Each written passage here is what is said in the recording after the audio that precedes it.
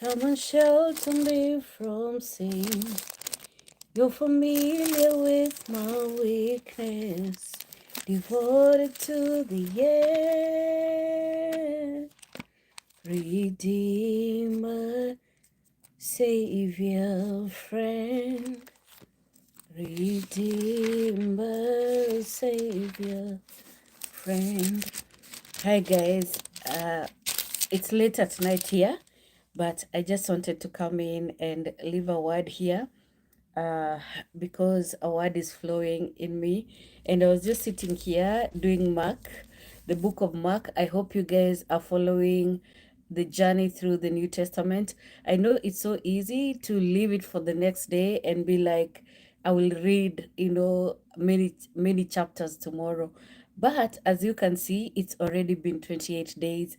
Time just flies by so fast. It's so easy to do a thing, uh and just keep at it until you win. There's always a resistance when you're doing something simple as reading, a chapter a day, or just listening. Yeah, but as you keep doing it, you find that you're rising above the resistance. And even though sometimes you'll find that it's so hard to get through a thing, as you continue to practice, it's like you're building a muscle. For everything you'll ever do, it's like you're building a muscle. The best of the best have only gotten there because they practiced. So now, anyway, according to the title, I wanted to share a word, and this is just a word of encouragement to tell you. I know a lot of people are receiving, and maybe we won't even see you for another, a long time. Yeah. So I know a lot of people are receiving, you're starting your thing. A lot of people were prepared, because they were believing God for a thing, and you see it coming in, and maybe you're just grabbing and running with it, just getting onto it, getting on board and flying. But I just wanted to encourage and tell you that it's not just one thing that God is restoring.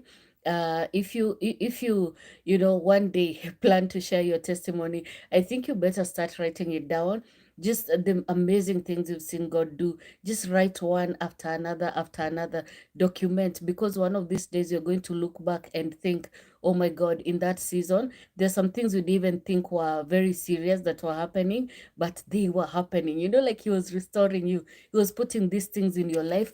And for people who are starting a thing, maybe like school or going back to school, after a long time, people who are starting a business, you just see your doors opening one after another, and you're like, okay, maybe it was time, maybe I shouldn't even have panicked or have worried these things were gonna happen. No, those things were held back. You have no idea. Those things were held back. You were being fought tooth and nail, and the Lord has had to go in front, of you to right those crooked ways. Yeah, and to make things ready, to set things ready for you. He could see from the very beginning how things were set against you in your journey, and He really did His thing. Yeah, so when you see doors opening, even little doors, you're like, oh my God, is this it? I always wanted to do this thing. Yeah, and now it's here.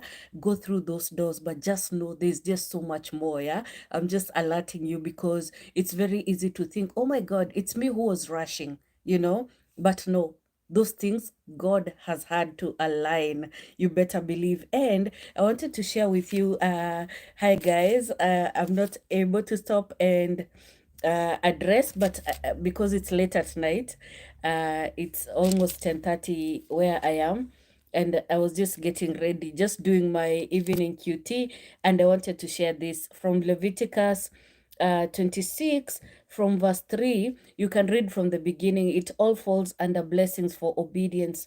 And you can read from verse 3. If you follow my decrees and are careful to obey my commands, I will send you seasonal rains.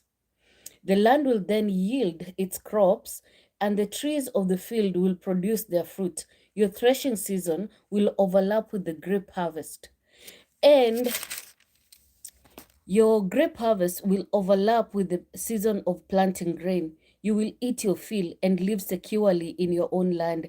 I will give you peace in the land, and you'll be able to sleep with no cause for fear.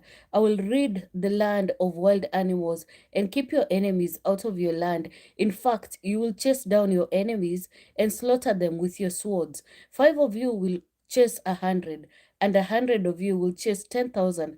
All your enemies will fall beneath your sword.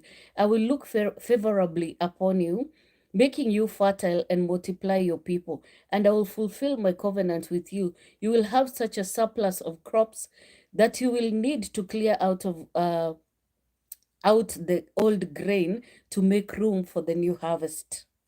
I will live among you, and I will not despise you. I will walk among you. I will be your God, and you will be my people.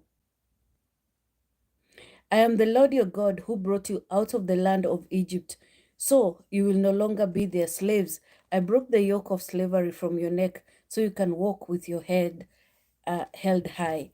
Hi, guys. Yeah, and I just wanted to encourage you with that message from Leviticus chapter 26, from verse 3 to where? To 11? Is it? No, to 13, yeah? And I encourage you to read the whole of it. Now, this was being told to the Israelites as they were, you know, what is it called, sojourning, and this was among the blessings, that God was promising them, that if you guys obey, this will be the blessings that will come after obedience. You guys, you didn't even know that just believing, and following God's instructions, just moving away from sins, believing once again and being like, okay, God, whatever you say, I'm going to follow it up. You will not believe the blessings that are going to come in, and some of you are entering new levels, you have won again and again and again, and through every level God has taught you, he has shown you everything, he has shown you a lot of things that you needed to learn because you were so innocent. Yeah, he has opened your eyes to a lot of things. Some of the things you were feeling like, oh my God, I've messed up so much, in my relations, in the places that I've been, in the things that God has given me, but God intended for you to learn, to see the relations, to see the places that he's taking you, to even learn, in the jobs that he was taking you, in the institutions he was taking you. Some of you even tried to get into schools and you couldn't, and you wondered what was that season about, that I could come to that place and not get in, that I could come to that place and not be able to afford that thing that I wanted. And now look at me. It's like I've failed so much. Yeah. God is bringing about a season where you won't even have or need to afford. Okay. You will be provided for everything that you need, because this was his intended plan. This was his intended promise. Yeah. And when he brings you into it, you'll be like, okay, now I understand, because it is his build now. Yeah. It is his, what do they say? It is his, um, look, let me not even go there. But yes, that is how it will be. His bill. Okay, he'll be going to cover everything. Okay, and even when you cover it, remember that our God is wealthy. He's going to restore everything that the locusts have eaten. Okay, so I'm going to leave it there. You should congratulate me because I didn't go beyond 10 minutes, and I'm so glad that I was able to do this. God bless you and keep you. I'll see you on the next one. Bye bye.